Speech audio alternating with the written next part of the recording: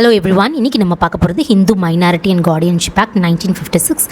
நேம்லேயே mention பண்ணியிருக்கிற மாதிரி இந்த ஆக்ட் வந்து ஹிந்துஸ்க்கு மட்டும்தான் பொருந்தும். இப்போ நீங்கள் ப்ரீஆம்பிளை பார்த்தீங்கன்னா இந்த ஆக்ட் வந்து an act to amend and codify certain parts of the law relating to minority and guardianship among Hindus. அதாவது சில பகுதி மட்டும்தான் இந்த ஆக்டில் இருக்குது, மைனாரிட்டி அண்ட் கார்டியன்ஷிப் சப்ஜெக்டில். ஸோ இந்த ஆக்ட் வந்து கம்ப்ளீட் ஆக்ட் கிடையாது, இது ஒரு சப்ஸ்டாண்டிவ் லா. அதாவது மைனாரிட்டி அண்ட் கார்டியன்ஷிப் பொறுத்த வரைக்கும் ஒரு சில பகுதி மட்டும்தான் இந்த ஆக்டில் வந்துட்டு மென்ஷன் பண்ணியிருக்காங்க. இதில் வந்துட்டு ரைட்ஸ் அண்ட் லைபிலிட்டிஸ் மட்டும்தான் கவர் பண்ணியிருக்கிறாங்க. ஸோ மைனாரிட்டி அண்ட் கார்டியன்ஷிப் பொறுத்து ஏதாவது வந்து ரிலீஃப் வேணும், கோர்ட்டில் போய் நம்ம வந்துட்டு ஃபைல் பண்ணணும் அப்படின்னா நம்ம இந்த ஆக்ட் யூஸ் பண்ணக்கூடாது. நம்ம கார்டியன்ஸ் அண்ட் வாட்ஸ் ஆக்ட், அதுதான் வந்து ப்ரொசீஜரல் லா, அந்த ஆக்ட் யூஸ் பண்ணி தான் நம்ம வந்து ரிலீஃபை வந்து நம்ம கிளைம் பண்ண முடியும். ஹோல் சப்ஜெக்டை கம்ப்ளீட் பண்ணுறதுக்கு நம்மளுக்கு இன்னொரு 2 ஆக்ட் தேவைப்படுது. ஒன்று வந்துட்டு கார்டியன்ஸ் அண்ட் வாட்ஸ் ஆக்ட், அது வந்து 1990, அது வந்து ஒரு ப்ரொசீஜர்லாம். அதே மாதிரி இந்தியன் மெஜாரிட்டி ஆக்ட், அந்த ஆக்டும் நீங்கள் படிச்சிங்கன்னா இந்த மைனாரிட்டி அண்ட் கார்டியன்ஷிப் ஆக்டை நீங்கள் கம்ப்ளீட்டாக அந்த சப்ஜெக்டை நம்ம அண்டர்ஸ்டாண்ட் பண்ணிக்கலாம். ஸோ இதுவே நீங்கள் வந்து ஹிந்து சக்சஷன் ஆக்ட் எடுத்துக்கிட்டாலும் சரி, ஹிந்து மேரேஜ் ஆக்ட் எடுத்துக்கிட்டாலும் சரி, அந்த பர்டிகுலர் ஆக்ட் வந்து அது கம்ப்ளீட் ஒரு சப்ஜெக்டை பற்றி, மேரேஜ் பற்றி ஹிந்து மேரேஜ் ஆக்ட்ல ஃபுல்லாக கம்ப்ளீட்டாக கவர் பண்ணிடுறாங்க. அதே மாதிரி சக்சஷன் பொறுத்த வரைக்கும் அந்த ஆக்ட் மட்டும் தான் அதை பற்றி பேசுது. இதுவே Hindu minority and guardianship act preamble சொல்லியிருக்கிற மாதிரி சில பகுதிகளை மட்டும்தான் இங்கே வந்து கொடுத்துருக்காங்க. நம்ம வந்து ஏற்கனவே சொன்ன மாதிரி guardians and wards act 1890, Indian majority act 1875 நம்ம வந்து ரெசார்ட் பண்ண வேண்டியது இருக்குது. த ஹோல் சப்ஜெக்டை நம்ம அண்டர்ஸ்டாண்ட் பண்ணுறதுக்கு செக்ஷன் 1ல் வந்துட்டு ஷார்ட் டைட்டில் அண்ட் எக்ஸ்டென்ட், இது ஈஸியாக எல்லாத்துக்குமே புரியும். இதோட அப்ளிகேஷன் வந்துட்டு த ஹோல் ஆஃப் இந்தியாவுக்கும் அப்ளிகபிள் ஆகும் ஃபார் ஆல் ஹிந்துஸ். அதே மாதிரி செக்ஷன் 2ல் நம்ம as I have mentioned before, இந்த ஆக்ட் வந்துட்டு சப்ளிமெண்டல் டு ஆக்ட் 1819 அவங்களே சொல்லிட்டாங்க. ஸோ இது வந்து in addition to guardians and wards act 1890 நம்ம வந்து படிக்க வேணும். So it will be considered as a part and parcel of the same legislative scheme. So இப்போ வந்து 2 பார்ட்டிஸ், எல்லா பார்ட்டிஸ் வந்து ஹிந்துஸாக இருந்தாங்கன்னா நம்ம வந்து GWA ஆக்ட், அதாவது கார்டியன்ஸ் அண்ட் வாட்ஸ் ஆக்டும் we have to read. So one more thing வந்துட்டு, இப்போ ஏதாவது ஒரு ப்ரொவிஷன் HMGA ஆக்ட்லையும் GWA ஆக்ட்லையும் ஏதாவது ஒரு ப்ரொவிஷன் வந்துட்டு கான்ஃப்ளிக்டாக இருக்குது அப்படின்னா HMGA ஆக்டில் இருக்கிற ப்ரொவிஷன் தான் வந்து உங்களுக்கு வந்து அப்ளை ஆகுமே ஒழிய கார்டியன்ஸ் அண்ட் வாட்ஸ் ஆக்டில் இருக்கிற ப்ரொவிஷன் அப்ளை ஆகாது. ஏன்னா HMGAவோட ஆக்ட் வந்து செக்ஷன் 5B படி ஓவர் ரைடிங் எஃபெக்ட் இருக்கிறதுனால, அந்த எஃபெக்ட் இருக்கிறதுனால HMGA ஆக்ட் தான் வந்து இட் வில் ஸ்டாண்ட். அதே மாதிரி HMGA ஆக்ட்ல சில ப்ரொவிஷன்ஸ் எல்லாம் இல்லாமல் இருக்கும். ஃபார் எக்ஸாம்பிள் வந்து கோர்ட்டில் போய் ஒரு அப்ளிகேஷன் ஃபைல் பண்ணி கார்டியன் அப்பாயிண்ட் பண்ண சொல்கிறதுக்கோ இல்லை வேறு ஏதாவது ரிலீஃப் கேட்குறக்கோ நீங்கள் வந்துட்டு கார்டியன்ஸ் அண்ட் வாட்ஸ் ஆக்ட் தான் யூஸ் பண்ண வேண்டியது இருக்கும். அது வந்துட்டு செக்ஷன் 3ல் வந்துட்டு அப்ளிகேஷன் ஆஃப் ஆக்டில் இது யாருக்கெல்லாம் பொருந்துன்னு நம்ம பார்த்தோம். யாருக்கெல்லாம் பொருந்தாது அப்படின்னா முஸ்லீம், கிறிஸ்டின், பார்சி, ஜூ, இவங்களுக்கெல்லாம் வந்துட்டு இந்த ஆக்ட் வந்து பொருந்தாது. irrespective of whether child is legitimate or illegitimate, இந்த ஆக்ட் வந்து அப்ளிகபிள் ஆகும். நெக்ஸ்ட் செக்ஷன் 4ல் பார்த்தீங்கன்னா நிறைய டெஃபினிஷன்ஸ் கொடுத்துருக்காங்க. ஃபர்ஸ்ட் டெஃபினிஷன் வந்து மைனர்னா who has not completed the age of 18 years. Once 18 years ஆயிடுச்சு அப்படின்னா நம்ம கோர்ட்டில் வந்துட்டு நம்ம டிக்ளேர் பண்ண சொல்லி கேட்கலாம், ஹி பிகம்ஸ் மேஜர் அப்படின்னு சொல்லி. நெக்ஸ்ட் டெஃபினிஷன் வந்து கார்டியன் பற்றி சொல்லியிருக்கிறாங்க. கார்டியன்னா யார் அப்படின்னா மைனரை வந்து ஆஸ் அ பர்சன் வந்துட்டு you have to take care, இல்லைன்னா மைனரோட ப்ராப்பர்ட்டி, இல்லை இந்த ரெண்டுமே பர்சனும் ப்ராப்பர்ட்டி, அவங்களோட ப்ராப்பர்ட்டியும் வந்துட்டு if he looks after then he will be the Guardian. இது வந்து ஒரு ஜென்ரல் டெஃபினிஷன். ஆனால் இந்த மாதிரி எல்லா கார்டியன்ஸுமே வந்துட்டு அவங்களுக்கு ஒரு லீகல் ரைட் இருக்கா அப்படின்னா அது கிடையாது. ஏன்னா இந்த ஆக்ட்ல வந்துட்டு 4 கார்டியனை தான் வந்துட்டு லீகல் ரைட் கொடுத்துருக்காங்க. 4 கார்டியன் தான் ஸ்டாச்சுட்டரி கார்டியன். யார் அப்படின்னா ஃபர்ஸ்ட் வந்துட்டு நேச்சுரல் கார்டியன், அதுக்கப்புறம் வந்துட்டு ஃபாதரோ இல்லை மதரோ வந்துட்டு வில்லு மூலமா கார்டியன் அப்பாயிண்ட் பண்ணியிருந்தாங்கன்னா அவங்க வந்து கார்டியனை வருவாங்க. இல்லை கோர்ட் டிக்ளேர் பண்ணியிருக்காங்க, இல்லை வந்து ஏதாவது ஒரு லெஜிஸ்லேஷன் மூலமா வந்துட்டு ஒரு பர்சனை வந்து கார்டியன்னு சொல்லியிருக்காங்கன்னா அவங்க தான் வந்துட்டு கார்டியனாக இருப்பாங்க. ஸோ இந்த 4 கிளாசிஃபிகேஷனுக்குள்ளே இருக்கிறவங்க தான் வந்துட்டு ஸ்டாச்சுட்டரி கார்டியன். ஃபார் எக்ஸாம்பிள் வந்துட்டு ஒரு குழந்தை வந்துட்டு பாட்டி வீட்டில் வளரும், அந்த குழந்தைய பார்த்துக்கிறதுக்காகவே அவங்க வந்துட்டு ஒரு லீகல் கார்டியனா, பாட்டி தாத்தா அவங்களாம் லீகல் கார்டியனா கிடையாது. ஃபார் எக்ஸாம்பிள் அந்த மைனருக்கு வந்துட்டு ஒரு பேங்க் அக்கௌண்ட் ஓப்பன் பண்ணணும் அப்படின்னா இந்த பாட்டியோ தாத்தாவோ சைன் பண்ண முடியாது. ஏன்னா அவங்க ஸ்டாச்சுட்டரி கார்டியனோ லீகல் கார்டியனோ கிடையாது. இந்த ஆக்ட்ல ப்ரொவிஷன்ல இந்த 4 கிளாசிஃபிகேஷனுக்குள்ள வர்றவங்க மட்டும்தான் வந்துட்டு அந்த மைனருக்கோ இல்லை மைனரோட ப்ராப்பர்ட்டி எதுனாலும் ஹேண்டில் பண்ணுறதுனாலும் லீகலி ரெகக்னைசபிள் கார்டியன்ஸ் வந்து இந்த 4 கிளாசிஃபிகேஷனுக்குள்ளே தான் வருவாங்க. ஸோ நம்ம ஓவர் ரைட்டிங் எஃபெக்ட்னால் நம்ம ஏற்கனவே பார்த்தோம். ஏதாவது ஒரு ப்ரொவிஷன் வந்து இந்த ஆக்டுக்கும் வேறு ஆக்டுக்கும் கான்ஃப்ளிக்டாக இருந்தது அப்படின்னா இந்த ஆக்டில் இருக்கிறது தான் வந்து வில் ஹாவ் ஃபோர்ஸ், மற்ற ப்ரொவிஷன் வந்துட்டு will not come into effect. நம்ம செக்ஷன் 4 வந்துட்டு கார்டியன்கிற classification, one of the guardian வந்து நேச்சுரல் கார்டியன் வந்து இந்த ஆக்ட் வந்து ரெக்கக்னைஸ் பண்ணுது. அப்போது நேச்சுரல் கார்டியன்னா யார் அப்படிங்கிறது செக்ஷன் அது ஃபஸ்ட்டு கிளாஸிஃபிகேஷன் என்ன சொல்கிறாங்க அப்படின்னா, in case of minor boy or minor unmarried girl அப்படின்னா ஃபாதர், அதுக்கப்புறம் மதர் அப்படிங்கிறாங்க. இது வந்து லிட்ரலாக வந்துட்டு ஃபாதர் இல்லைனா தான் மதர் அப்படிங்கிறத நம்ம எடுத்துக்கூடாது. நான் அதுக்கு வந்து இன்டர்ப்ரிட்டேஷன் வித் கேஸில் நான் சொல்கிறேன். அதே மாதிரி அதே கிளாஸிஃபிகேஷனில் custody of the minor below 5 years வந்து மதர் கிட்ட தான் இருக்கணும் அப்படின்னு சொல்கிறாங்க. இதுவும் லிட்ரலாக நம்ம கன்சிடர் பண்ண முடியாது. அதுக்கும் சில கேஸ் லாஸ் இருக்குது, எக்ஸப்ஷன் கேஸ் லாஸ். அதே மாதிரி illegitimate boy or illegitimate unmarried girl in case of minors வந்து அவங்களுக்கு கார்டியன் யாருன்னா அவங்க மதர் தான் வருவாங்க. அவங்க மதருக்கு அப்புறம் தான் ஃபாதர் வருவாங்க. In case of married girl, அதாவது மேரீட் மைனர் கேர்ள் அப்படிங்கும்போது அவங்களோட ஹஸ்பண்ட் வந்துட்டு கார்டியனாக வருவாங்க. எந்த மாதிரி சர்க்கம்ஸ்டன்சஸில் அவங்க நேச்சுரல் கார்டியனாக ஆக்ட் ஆக முடியாதுன்னா, இன் கேஸ் வந்துட்டு அவங்க ஹிந்து ரிலீஜன்லேருந்து வெளியில் போனாலோ இல்லை இந்த வேர்ல்ட்லேருந்து ரெனவுன்ஸ் ஆனாலோ அவங்க நேச்சுரல் கார்டியனாக அந்த மைனருக்கு ஆக்ட் ஆக முடியாது. அது வந்து இந்த செக்ஷனோட ப்ரொவிஷன்லேயே சொல்லியிருக்காங்க. ஸோ வெரி இம்பார்ட்டன்ட் திங் இந்த செக்ஷன் 6 இன்னொன்று சொல்லியிருப்பாங்க, excluding miners joint family property. அதாவது மைனருக்கு ஒரு ஜாயிண்ட் ஃபேமிலி ப்ராப்பர்ட்டி இருந்துச்சுன்னா அந்த ப்ராப்பர்ட்டி பொறுத்து நம்ம நேச்சுரல் கார்டியனோ ஏதோ ஒரு கார்டியனோ நம்ம அப்பாயிண்ட் பண்ண முடியாது. ஃபார் எக்ஸாம்பிள் வந்துட்டு ஒரு மைனருக்கு வந்துட்டு கூட்டு குடும்ப சொத்து இருக்குன்னு வச்சுக்கோங்களேன், அந்த ப்ராப்பர்ட்டிக்கு விற்கணுமோ ஏதோ ஒன்று பண்ணணும் அப்படின்னா கோர்ட்டில் போய் பெர்மிஷன் எல்லாம் கேட்க தேவையில்லை. ஏன்னா அந்த ப்ராப்பர்ட்டி பொறுத்து கர்த்தா தான் manager of the joint family. So அந்த ஜாயிண்ட் ஃபேமிலி ப்ராப்பர்ட்டி அப்படின்னு வந்துச்சுன்னா அதுக்கு நேச்சுரல் கார்டியன்கிற கான்செப்டே கிடையாது. ஸோ அதே மாதிரி நான் முன்னாடியே சொன்ன மாதிரி இந்த செக்ஷன் 6 வந்துட்டு ஆஃப்டர் ஃபாதர் தான் மதர் அப்படிங்கிற ஒரு வேர்டை மென்ஷன் பண்ணியிருக்காங்க.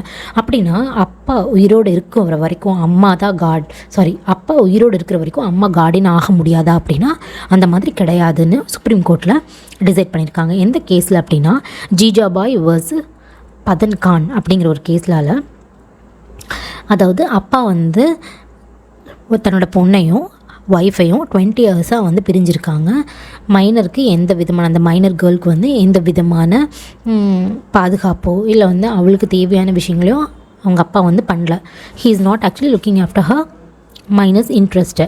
அதனால சுப்ரீம் கோர்ட் என்ன சொல்லியிருக்கு அப்படின்னா அவர் வந்து நான் எக்ஸிஸ்டன்ட்னு கன்சிடர் பண்ணி மதர் வந்து கார்டியனாக சொல்லியிருக்கு. ஸோ ஆஃப்டர் ஃபாதருங்கிறது வந்துட்டு அப்பா உயிரோடு இல்லை அப்படிங்கிறது கிடையாது. அப்பா வந்து இந்த ஆப்சன்ஸ் ஆஃப் ஃபாதருங்கிறது எப்படி அப்படின்னா, ஃபாதர் வந்துட்டு மைனரை பாதுகாக்கிறதுக்கு எந்த விதமான முயற்சியும் பண்ணாமல் எங்காவது வெளியில் இருக்கார் இல்லை விட்டுட்டு போயிட்டார், இந்த மாதிரி சர்க்கம்ஸ்டன்சஸில் வந்துட்டு மதர் கூட கார்டியனாக இருக்கலாம். அதுதான் சுப்ரீம் கோர்ட்டோட இன்டர்பிரேஷன். அனதர் வெரி இம்பார்ட்டன்ட் கேஸில் பார்த்திங்கன்னா Geeta Hariharan versus reserve bank of இந்தியாவில் இந்த கேஸில் வந்து 2 ரெட் பெட்டிஷன்ஸ் வந்துட்டு சுப்ரீம் கோர்ட் கன்சிடர் பண்ணுறாங்க.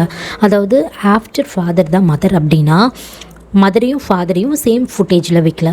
ஸோ மதரை வந்துட்டு ஒரு செகண்ட் பிளேஸில் தான் வச்சுருக்காங்க. இது வந்து gives the impression that mother is not equal to father. So இது வந்துட்டு ஆர்டிக்கல் 14 வயலேட் பண்ணுது அப்படிங்கிற மாதிரி ஒரு இன்டர்பிரிட்டேஷனை வந்து கொடுக்குறாங்க. ஸோ இந்த 2 ஜட்ஜ்மெண்ட்ஸுமே doctor AS Anand CJ and M Srinivasan அவங்களோட ஒரு இன்டர்பிரிட்டேஷன் என்ன சொல்கிறாங்கன்னா, ஆஃப்டருங்கிறது வந்து ஜஸ்ட் வந்து இந்த ஆப்சன்ஸ் ஆஃப் த ஃபாதர் அப்படிங்கிறது தான் நம்ம எடுத்துக்கணுமே ஒழிய after the life time of ஃபாதர்னு நம்ம எடுத்துக்கக்கூடாது.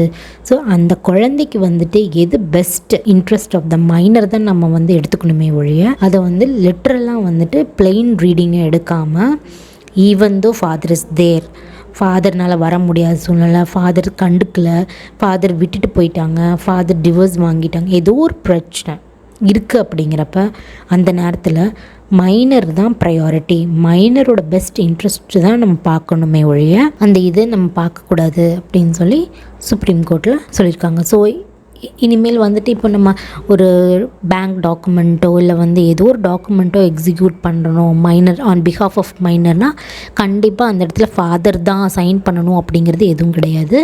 மதர் கூட சைன் பண்ணலாம். ஸோ இந்த ஆக்டை பொறுத்த வரைக்கும் இந்த மதர் ஃபாதருங்கிறது வந்துட்டு பயாலஜிக்கல் மதர் ஃபாதர் தான். ஸ்டெப் ஃபாதர் ஸ்டெப் மதரெல்லாம் வந்துட்டு ஸ்டெப் சில்ட்ரனுக்கு வந்து நேச்சுரல் கார்டியனாக வரமாட்டாங்க. ஸோ அனதர் இம்பார்ட்டன்ட் ப்ரொவிஷன் வந்து செக்ஷன் 6 கிளாஸ் ஏல சொல்லியிருப்பாங்க. சைல்டு வந்து 5 years கம்ப்ளீட் பண்ணல அப்படின்னா அதோட கஸ்டடி வந்துட்டு ஆர்டினரிலி பி வித் மதர் அப்படின்னு சொல்லி. ஸோ இங்கே வந்து கஸ்டடி பற்றி மட்டும்தான் பேசுகிறாங்களே ஒழிய கார்டியன்ஷிப் பற்றி இப்போ பேசலை. கஸ்டடினா அந்த குழந்தைய டெய்லி பார்த்துக்கிறது தான் கஸ்டடி.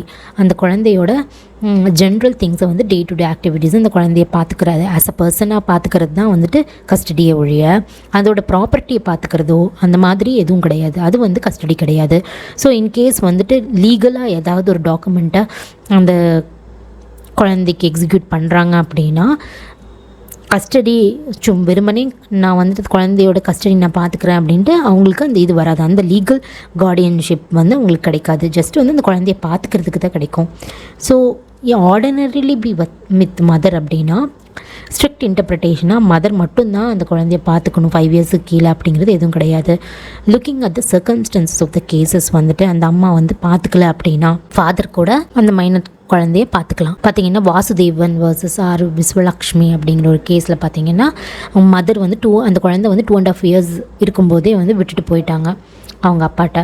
ஸோ லாஸ்ட் வந்து அந்த பெட்டிஷன் கோர்ட்டுக்கு வந்து கஸ்டடி கேட்கறதுக்கு முன்னாடி ஒரு 10 months அவங்க விசாரிக்கவே இல்லை அந்த குழந்தை எப்படி இருக்குது அப்படின்னு. லுக்கிங் அட் தட் சர்க்கம்ஸ்டன்சஸ் வந்து மைனரோட வெல்ஃபேர் இம்பார்ட்டன்ஸை ஸோ இந்த மாதிரி ஒரு ரொம்ப சின்ன வயசில் விட்டுட்டு போனதுனால கோர்ட்டுக்கு வந்து தே ஹேவ் பின் சாட்டிஸ்ஃபைடு அம்மா நல்லா பார்த்துக்குவாங்கிறது அவங்க சாட்டிஸ்ஃபை ஆகலை. ஸோ அதனால வந்துட்டு அந்த கஸ்டடியை அப்பா கொடுத்துட்டாங்க. தோ she is less than 5 years. So அதனால் சர்க்கம்ஸ்டன்சஸ் ஆஃப் த கேஸஸை பொறுத்து அந்த மைனர் குழந்தைக்கு எது நல்லதுன்னு கோர்ட்டு டிசைட் பண்ணுற பட்சத்தில் வந்துட்டு இந்த இன்டர்ப்ரிட்டேஷனெல்லாம் வந்துட்டு ஸ்ட்ரிக்டாக இன்டர்ப்ரெட் பண்ண மாட்டாங்க. ஸோ லிபரலாக தான் இன்டர்ப்ரெட் பண்ணுவாங்க. ஏன்னா welfare of the minor child தான் பேராமௌண்ட் இம்பார்ட்டண்ட்டு. ஸோ அதை பேஸ் பண்ணி தான் கஸ்டடி வந்து கொடுப்பாங்க. ஈவன் அந்த குழந்தையோட மேட்டர்னல் கிராண்ட் பேரண்ட்ஸும் கொடுப்பாங்க. Even if father is alive, even if father is seeking for custody. So if court believes that grand parents நல்லா பார்த்துக்குவாங்க அந்த குழந்தைய அப்படின்னா கஸ்டடி பற்றி மட்டும்தான் நான் பேசுகிறேன். குழந்தையோட கஸ்டடியை கிராண்ட் பேரண்ட்ஸுக்கு கொடுத்துருவாங்க. ஸோ செக்ஷன் 7 வந்துட்டு அடாப்டட் சன்னோட நேச்சுரல் கார்டியன்ஷிப் யார்கிட்ட இருக்கும் அப்படின்னா அடாப்டிவ் ஃபாதர், அவருக்கு அப்புறம் வந்துட்டு அடாப்டிவ் மதர். ஆனால் இந்த ஆக்டில் பார்த்தீங்கன்னா அடாப்டட் டாட்டருக்கு யார் நேச்சுரல் கார்டியன்ஸ் அப்படிங்கிறத சொல்லலை. செக்ஷன் 8 வந்துட்டு ரொம்ப important, powers of natural guardian. ஒரு மைனருக்கு வந்துட்டு ப்ராப்பர்ட்டி இருக்குங்கிற பட்சத்தில் அந்த ப்ராப்பர்ட்டி என்ன வேணால் பண்ணலாமான்னா பண்ணக்கூடாது. ஈவன் தோ நேச்சுரல் கார்டியனாக இருந்தால் கூட சில கண்டிஷன்ஸ் எல்லாம் வந்துட்டு இந்த ப்ரொவிஷன்ஸில் இருக்குது. ஸோ இந்த ப்ரொவிஷன்ஸ் வந்துட்டு என்னென்னா மைனரோட ப்ராப்பர்ட்டியை ப்ரொடெக்ட் பண்ணுறதுக்காக இந்த ப்ரொவிஷன். ஈவன் தோ ஒரு நேச்சுரல் பேரண்ட்ஸு இருந்தாலும் கூட எனக்கு உரிமை இல்லையா, அப்பாவுக்கு உரிமை இல்லையா, அம்மாவுக்கு உரிமை இல்லையா, ஒரு மைனர் தன்னோட குழந்தையோட ப்ராப்பர்ட்டியை அப்படி உரிமை கிடையாது. பிகாஸ் வந்து ஒரு ப்ராப்பர்ட்டியை நீங்கள் ஒரு மைனரோட ப்ராப்பர்ட்டியை நீங்கள் விற்கணுன்னாலும் வாங்கணுன்னாலும் கோர்ட்டோட பெர்மிஷன் இல்லாமல் நீங்கள் அதை செய்ய முடியாது. ஏன்னா இந்த இடத்துல பார்த்தீங்கன்னா மைனரோட வெல்ஃபேர் தான் வந்துட்டு பேராமௌண்ட் இம்பார்ட்டன்ஸு. ஸோ இந்த செக்ஷன் 8 நீங்கள் ஃபுல்லாக கம்ப்ளீட்டாக படிக்கும்போது உங்களுக்கு என்ன தோணும் அப்படின்னா ஈவன் தோ நேச்சுரல் பேரண்ட்ஸாக இருந்தாலும் அவங்களுக்கு அப்சல்யூட்டாக எந்த ரைட்டுமே கிடையாது மைனரோட ப்ராப்பர்ட்டியை பொறுத்து. ஸோ ஆக்சுவல் அப்போ கார்டியன் யாருன்னா ஸ்டேட் தான் கார்டியன். அதாவது மைனர் பொறுத்த வரைக்கும் மைனரோட ரைட்ஸ், மைனரோட ப்ராப்பர்ட்டியோட பெனிஃபிட்ஸ் வந்து பாதிக்கக்கூடாதுங்கிறதுக்காக இந்த ப்ரொவிஷன் சொல்கிறாங்க. ஸோ இந்த கண்டிஷன்ஸ் எல்லாம் எதுக்காக வைக்கிறாங்க, பேக்ரவுண்டில் நம்ம என்ன புரிஞ்சுக்கணும் அப்படின்னா ஒரு குழந்தையோட ப்ராப்பர்ட்டிக்கு ஸ்டேட்டு தான் வந்துட்டு ஃபர்ஸ்ட் கார்டியன், அதுக்கப்புறம் தான் ஈவன் தோ நேச்சுரல் பேரண்ட்ஸாக இருந்தாலும். ஸோ அதனால தான் ஸ்டேட் வந்து ஒரு கண்டிஷன் வைக்குது, கவர்மெண்ட் வந்து ஒரு கண்டிஷன் வைக்குது. இந்த மாதிரி கண்டிஷன்ஸ் எல்லாம் ஃபுல்ஃபில் பண்ணால் மட்டும்தான் அவங்க செய்கிற எந்த ஒரு ஆக்டிவிட்டியுமே வந்துட்டு லீகலாக வந்து வேலிட் ஆகும். ஸோ என்னென்ன கண்டிஷன்ஸ் சொல்கிறாங்க அப்படிங்கிறது நம்ம பார்க்கலாம். இதில் வந்துட்டு நேச்சுரல் கார்டியனோட என்ன பவர் இருக்குது அப்படின்னு சொல்லி கேட்குறாங்க. ஹிந்து மைனருக்கு வந்துட்டு ஒரு ப்ராப்பர்ட்டி இருக்குது அப்படின்னா அந்த ப்ராப்பர்ட்டியை பொறுத்து இந்த கார்டியன் வந்துட்டு எல்லா ஆக்டிவிட்டியும் பண்ண முடியாது. சப்ஜெக்ட் டு திஸ் ப்ரொவிஷன், இந்த ப்ரொவிஷனில் என்னென்ன சொல்லியிருக்கிறாங்களோ அதுக்குட்பட்டு தான் மைனரோட பெனிஃபிட்டுக்காக தான் அந்த கார்டியன் வந்து பண்ணணும். அதே மாதிரி இன்னொன்று என்ன சொல்லியிருக்கிறாங்கன்னா கார்டியன் வந்து எந்த விதமான சர்க்கம்ஸ்டன்சஸ்லேயும் மைனரை வந்து பர்சனல் கவர்னன்ட்டுக்குள்ளே பைண்ட் பண்ண முடியாதுன்னு சொல்கிறாங்க. சப்செக்ஷன் 2ல் என்ன சொல்கிறாங்கன்னா, கோர்ட்டோட பெர்மிஷன் இல்லாமல் மைனரோட ப்ராப்பர்ட்டியை மார்க்கேஜோ சார்ஜோ சேலோ கிஃப்ட்டோ எக்ஸ்சேஞ்சோ பண்ணக்கூடாதுன்னு சொல்கிறாங்க. அதே மாதிரி மைனரோட ப்ராப்பர்ட்டியை வந்து லீஸுக்கு கொடுக்குறாங்க அப்படின்னா அந்த ப்ராப்பர்ட்டியை லீஸுக்கு 5 இயர்ஸ்க்கு மேலே கொடுக்குறாங்கன்னா கண்டிப்பாக கோர்ட்டோட பெர்மிஷன் வேணும். 5 இயர்ஸ்க்குள்ளே அப்படின்னா பெர்மிஷன் தேவையில்லை. அதே மாதிரி இப்போது அந்த லீஸு ஸ்டார்ட் ஆகி மைனர் வந்து மேஜர் ஆகிட்டார் அப்படின்னா மேஜர் ஆனதுக்கப்புறம் 1 இயர்க்கு மேலே வந்துட்டு அந்த லீஸ் வந்து போகுது அப்படின்னா கண்டிப்பாக அது பெர்மிஷன் வந்து வாங்கணும். ஸோ இங்கே சொல்லி இருக்கக்கூடிய அந்த டிரான்சாக்ஷன்ஸில் ஏதோ ஒரு ட்ரான்ஸ்ஃபர் நடக்குது மைனரோட ப்ராப்பர்ட்டி அப்படின்னா கண்டிப்பாக அது வந்து கோர்ட்டில் போய் மைனர் வந்து மேஜர் ஆகி ஒரு 3 இயர்ஸ்க்குள்ளே சூட்டு ஃபைல் பண்ணாங்கன்னா அந்த ட்ரான்ஸ்ஃபர் வந்து வாய்டுன்னு சொல்லி டிக்ளேர் பண்ணி முடியும். நல்லா நீங்கள் ஞாபகம் வச்சுக்கணும். என்ன அப்படின்னா இந்த செக்ஷன் வந்து நேச்சுரல் கார்டியனோட பவரை மட்டும்தான் சொல்லுது. ஸோ ஒரு ப்ராப்பர்ட்டி மைனருக்கு செப்பரேட் ப்ராப்பர்ட்டி இருக்குது அப்படின்னா அந்த ப்ராப்பர்ட்டியை பொறுத்து நேச்சுரல் கார்டியன் தான் பெர்மிஷன் கேட்கணுமே ஒழிய வேறு யாராவது அந்த ஃபேமிலியில் வந்துட்டு ஒரு மேஜர் மெம்பர் இருக்காங்க அவங்க போய் பெர்மிஷன் கேட்கலாமான்னா கேட்க முடியாது. ஏன்னா நேச்சுரல் கார்டியனோட பவர் பற்றி மட்டும்தான் செக்ஷன் 8 பேசுது. அவங்களுக்கு மட்டும்தான் ரைட்ஸ் இருக்குது மைனரோட ப்ராப்பர்ட்டியை ஹேண்டில் பண்ணுறக்கு. ஸோ லீஸ் பற்றி பார்த்தோம். எப்போ வந்து பெர்மிஷன் வாங்கணும் எப்போ பெர்மிஷன் வாங்க வேண்டியதில்லை அப்படின்னா ஒரு மைனர் ஃபார் எக்ஸாம்பிள் ஒரு 5 இயர்ஸ் இருக்குது அப்படின்னா கார்டியன் வந்துட்டு மைனரோட ப்ராப்பர்ட்டியை லீஸ்க்கு விடணும் அப்படின்னு நினைக்கிறாரு. ஒரு 4 இயர்ஸ்க்கு விடணும் அப்படின்னா கோர்ட்டோட பெர்மிஷன் தேவையில்லை. ஏன்னா it is less than 5 years. இதே வந்துட்டு ஒரு 6 இயர்ஸ்க்கு லீஸுக்கு கொடுக்கணும் அப்படின்னு நினைக்கிறாருன்னா கண்டிப்பாக கோர்ட்டோட பெர்மிஷன் தேவைப்படும். இதே வந்துட்டு ஒரு மைனர் வந்துட்டு ஒரு 16 இயர்ஸ் இருக்காங்கன்னு வச்சுக்கோங்களேன். அப்போ வந்து கார்டியன் வந்து ஒரு 2.5 இயர்ஸ்க்கு வந்துட்டு லீஸ்க்கு விடணும் அப்படின்னு நினைக்கிறாரு அப்படின்னா அப்போ வந்துட்டு கோர்ட்டோட பெர்மிஷன் தேவையில்லை. ஏன்னா மேஜராக இருக்குது, இன்னும் 2 இயர்ஸ் இருக்குது. ஸோ இன்னொரு 6 மந்த்ஸ் தான் இருக்குது. மேஜராகி 6 மந்த்ஸ் தான் இருக்குது. இப்போ மேஜராகி முடிச்சு ஒரு 1 இயர்க்கு மேலே லீஸை கண்டினியூ பண்ணுறதா இருந்தால் மட்டும்தான் கோர்ட்டோட பெர்மிஷன் தேவைப்படும். ஸோ நெக்ஸ்ட்டு வந்துட்டு கோர்ட்டோட பெர்மிஷன் வந்துட்டு எப்போ என்ன விஷயத்தை 2 விஷயத்தை கோர்ட்டு கன்சிடர் பண்ணோம் அப்படின்னா ஒன்று வந்துட்டு இட் இஸ் ஃபார் நெசசிட்டி, இல்லை அப்படின்னா வந்துட்டு மைனருக்கு ஒரு அட்வான்டேஜ் இருக்கணும். ஃபார் எக்ஸாம்பிள் வந்துட்டு மைனர் பேரில் சொத்து வாங்குறாங்க அப்படின்னா அது அவங்களுக்கு கண்டிப்பாக ஒரு அட்வான்டேஜ் தான். ஸோ அது வந்துட்டு ஒரு நெசசிட்டி தான். ஸோ இதே வந்துட்டு மைனருக்கு உடம்பு சரியில்லை, ஒரு மெடிக்கல் எமர்ஜென்சி இருக்குது, அந்த ப்ராப்பர்ட்டியை விற்றா தான் அதை வந்து இது பண்ண முடியும்னா அதுவும் ஒரு நெசசிட்டிஸ் தான். ஸோ கோர்ட்டு வந்துட்டு நீங்கள் அப்ளிகேஷன் ஃபைல் பண்ணுறதுக்கு முன்னாடி கோர்ட்டு வந்து இந்த மாதிரி சில விஷயங்கள்லாம் பார்த்துட்டு தான் பெர்மிஷன் வந்து கிராண்ட் பண்ணும். நம்ம ஸ்டார்டிங்லேயே சொன்ன மாதிரி இந்த ஆக்ட் வந்து in addition to guardians and wards act 1890. So ஏதாவது ஒரு அப்ளிகேஷன் வந்து மூவ் பண்ணணும் கோர்ட்டுக்கு பெர்மிஷன் வாங்கணும் அப்படின்னா இந்த ஆக்ட் வந்து எடுத்துகிட்டு போகக்கூடாது. த கார்டியன்ஸ் அண்ட் வாட்ஸ் ஆக்ட் 1890 தான் வந்துட்டு நீங்கள் யூஸ் பண்ணி செக்ஷன் 29 யூஸ் பண்ணி கோர்ட்டோட பெர்மிஷனை நீங்கள் சீக் பண்ணிக்கலாம். ஸோ அதுதான் வந்துட்டு சப்செக்ஷன் 5ல் சொல்லியிருப்பாங்க. நெக்ஸ்ட்டு செக்ஷன் 9 வந்து testamentary Guardian and there powers பற்றி பேசுது. ஸோ சும்மா ஒரு பிளெயின் ரீடிங் நீங்கள் பண்ணீங்க அப்படின்னா அது யாருக்கு அந்த ரைட் கொடுத்துருக்கு இந்த ப்ரொவிஷனில் அப்படின்னா நேச்சுரல் பேரண்ட்ஸுக்கு தான் அந்த ரைட்ஸ் கொடுத்துருக்கு, நேச்சுரல் கார்டியனுக்கு தான் அந்த ரைட்ஸை கொடுத்துருக்கு.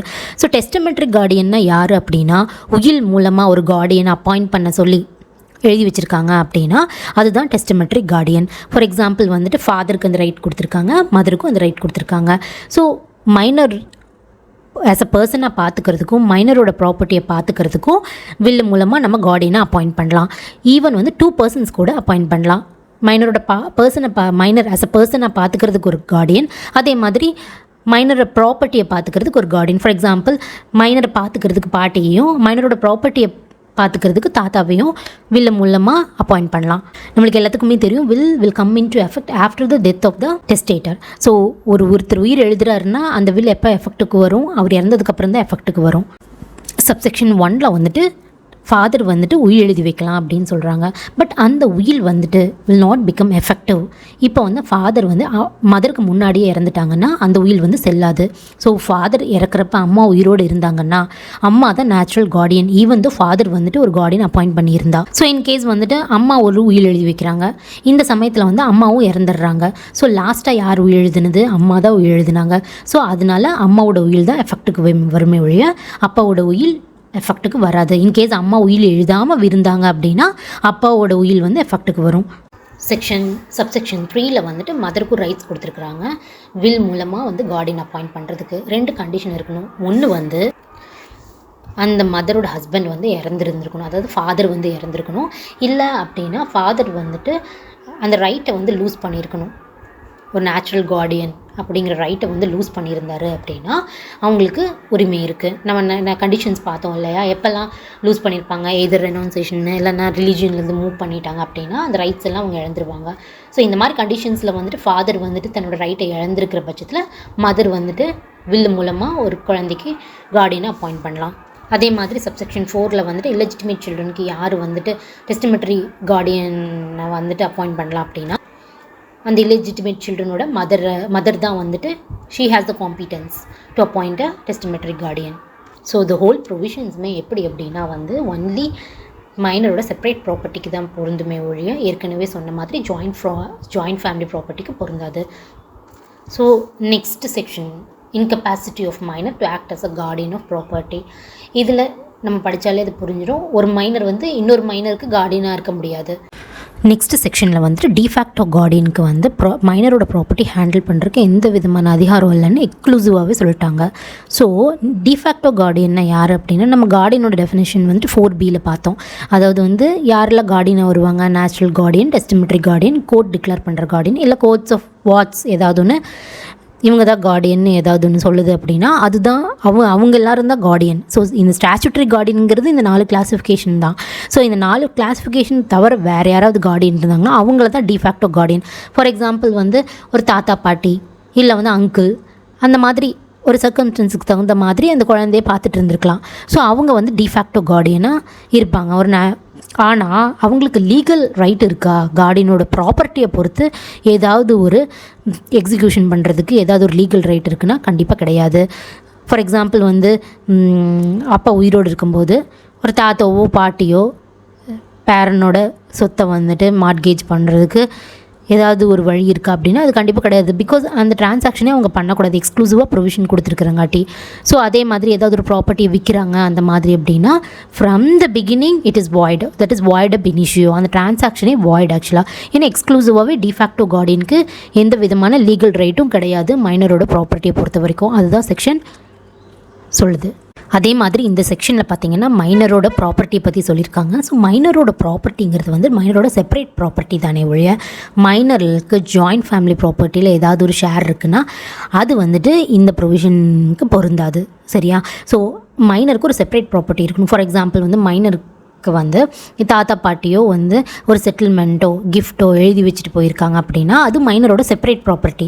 அந்த ப்ராப்பர்ட்டியை எப்படி ஹேண்டில் பண்ணுறதுன்னு தான் சொல்லியிருக்கிறாங்களே ஒழிய ஒரு கூட்டு குடும்ப சொத்தில் வந்துட்டு மைனருக்கு வந்துட்டு ஒரு ஷேர் இருக்குது அப்படின்னா நீங்கள் போய் கோர்ட்டில் போய் பெர்மிஷன் வாங்கணும்னு அவசியம் இல்லை. ஏன்னா இந்த செக்ஷன் வந்துட்டு கூட்டு குடும்ப சொத்தை பொறுத்த வரைக்கும் இல்லை. ஏன்னா கூட்டு குடும்ப சொத்தில் யார் வந்து கார்டியன்னா கர்த்தா தான் கார்டியன். ஸோ அவருக்கு தான் எல்லா ரைட்ஸுமே இருக்குது. ஸோ அவர் வந்து போய் கோர்ட் பெர்மிஷன் கேட்கணுன்னு அவசியம் இல்லை. மைனருக்கு செப்பரேட் ப்ராப்பர்ட்டி இருக்கும் பட்சத்தில் தான் மட்டும்தான் இந்த செக்ஷன் 8 வந்து பொருந்தும். ஸோ லாஸ்ட் செக்ஷன் 13 வந்துட்டு என்ன சொல்கிறது அப்படின்னா வெல்ஃபேர் ஆஃப் த மைனர் தான் வந்துட்டு சாவரின் கன்சிடரேஷன். ஸோ கோர்ட்டுக்கு வந்துட்டு ஒரு டியூட்டி இருக்குது. ஒரு கார்டியனை அப்பாயிண்ட் பண்ணுறதுக்கு முன்னாடி குழந்தையோட மெயினாக வந்துட்டு அவங்களோட வெல்ஃபேர் தான் ரொம்ப இம்பார்ட்டண்ட்டாக. ஸோ அது வந்துட்டு varies depends upon the circumstances of the cases. So ஒரு கேஸில் வந்துட்டு அம்மா வந்துட்டு கார்டியன் ஆக்ட் ஆகலாம், இன்னொரு கேஸில் ஃபாதர் வந்து கார்டியன் ஆக்ட் பண்ணுறதுக்கு கோர்ட் அப்பாயிண்ட் பண்ணலாம். ஸோ இது எல்லாமே வந்துட்டு அந்த கேஸில் அந்த குழந்தை யார் நல்லா பார்த்துக்குவா, யார் நல்லா வந்துட்டு கவனிச்சுக்குவா அப்படிங்கிறத பார்த்து கோர்ட்டு வந்து டிசைட் பண்ணும். செகண்ட் சப்செக்ஷனில் என்ன சொல்கிறாங்கன்னா ஈவன் தோ இந்த ஆக்டில் சில கார்டியன்ஸ்க்கு ரைட்ஸ் நேச்சுரலாகவே கொடுத்துருக்காங்க. ஸோ ஈவன் தோ அவங்களுக்கு கொடுத்துருந்தாலும் அந்த குழந்தைய சரியாக பார்க்கல அப்படின்னா கோர்ட்டுக்கு வந்துட்டு அந்த கார்டியன்ஷிப்பை ரிமூவ் பண்ணுறதுக்கு அதிகாரம் இருக்குது அப்படின்னு சொல்கிறாங்க. So the main important thing இதில் என்ன அப்படின்னா மைனரோட வெல்ஃபேர் பாதிக்கிற மாதிரி ஏதாவது ஒரு விஷயம் நடந்துச்சு அப்படின்னா கோர்ட்டு வந்துட்டு it depends upon the circumstances of the case வந்து கார்டியனை வந்து அப்பாயிண்ட் பண்ணோம். அதுதான் நம்ம பார்க்கணும். ஸோ இது வந்து ஒரு சின்ன ஆக்ட் தான், 13 ப்ரொவிஷன்ஸ் தான் இருக்குது, பட் வெரி இம்பார்ட்டண்ட் செக்ஷன்ஸ் எல்லாம் இருக்குது. That's all. தேங்க்யூ.